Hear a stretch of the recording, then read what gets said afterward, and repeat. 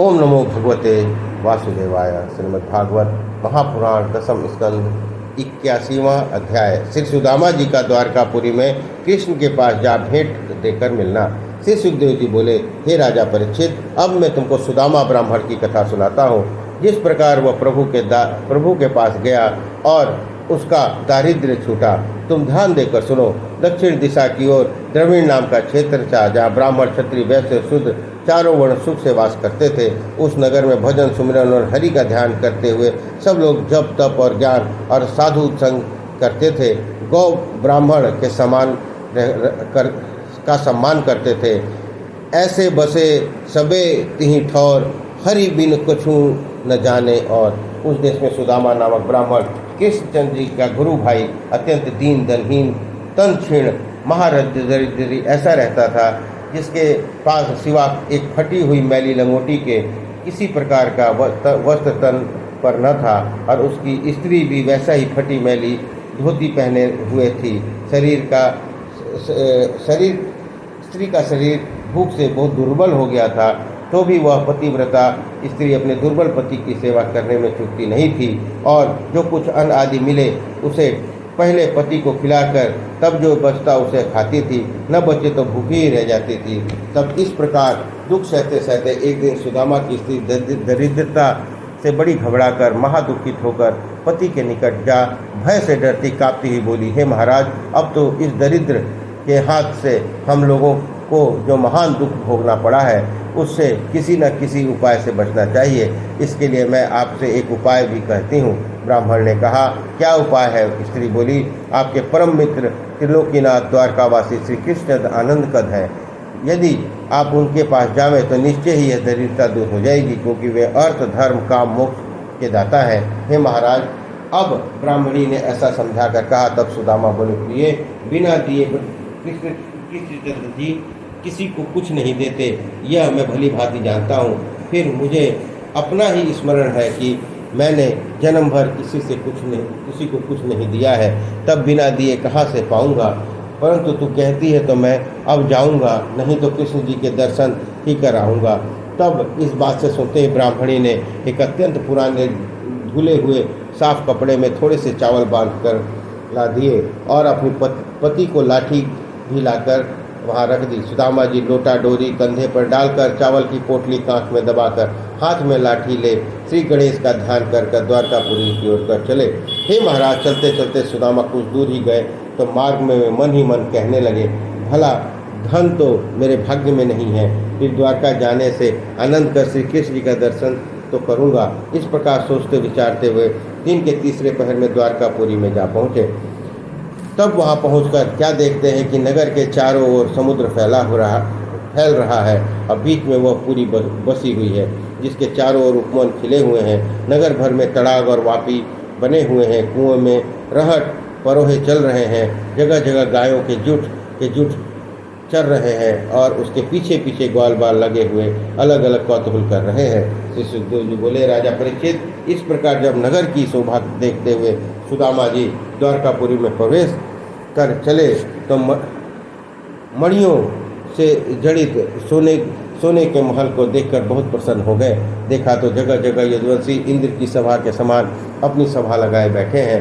हाट बाट और चौराहों पर नाना प्रकार की वस्तुएं बिक रही हैं। घर घर और अनेक स्थानों पर ध्यान, दान, हरि भजन, प्रभु का जस हो रहा है। समस्त नगरवासी महाआनंद से मगन है।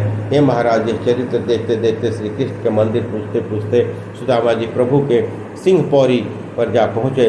तब डरते डरते उन्होंने किसी से पूछा, श्री कृष्ण जी कहाँ विराजते हैं? उन्होंने कहा, देवता, आप मंदिर में जाइए।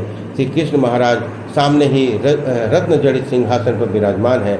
हे महाराज, इतना वचन सुन सुदामा जी भीतर तो देखते हैं श्री कृष्ण जी सिंहासन के उतर आगे बढ़ भेंट कर अति प्यार से हाथ पकड़ उन्हें अपने साथ लिवा ले गए।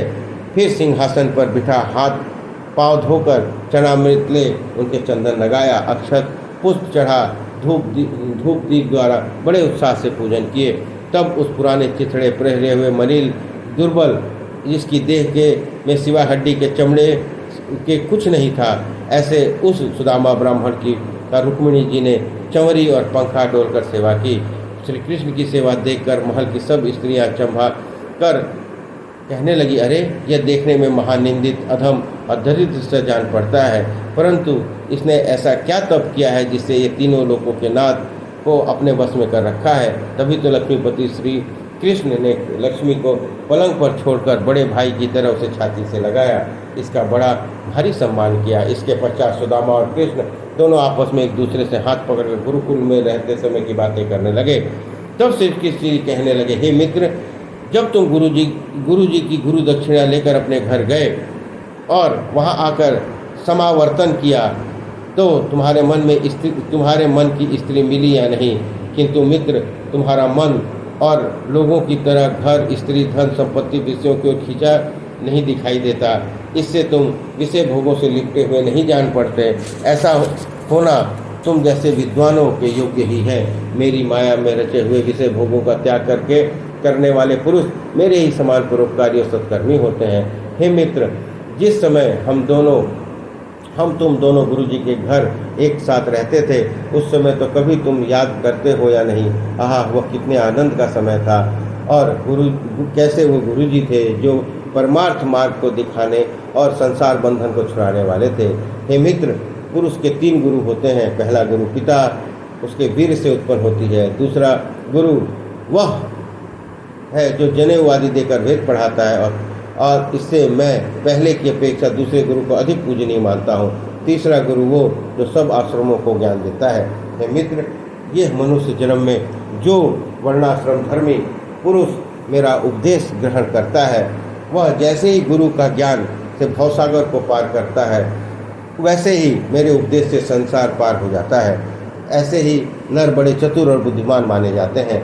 ये सब प्राणियों के घट में रहने वाला, सबकी आत्मा जितना गुरु की सेवा करने वाले पुरुष से प्रसन्न होता है, उतना और से नहीं। वास्तविक बात तो यह है कि गुरु की सेवा से बढ़कर दूसरा धर्म नहीं है।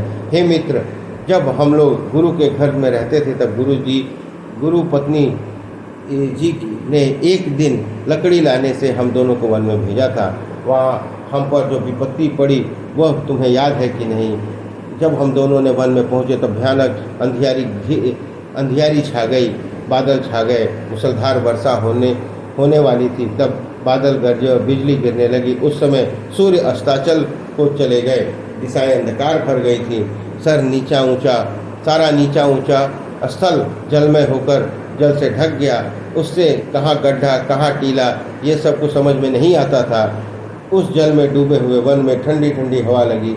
इससे हम लोग बड़े दुखी हुए और हम दोनों राह न सूझने के कारण घबरा गए।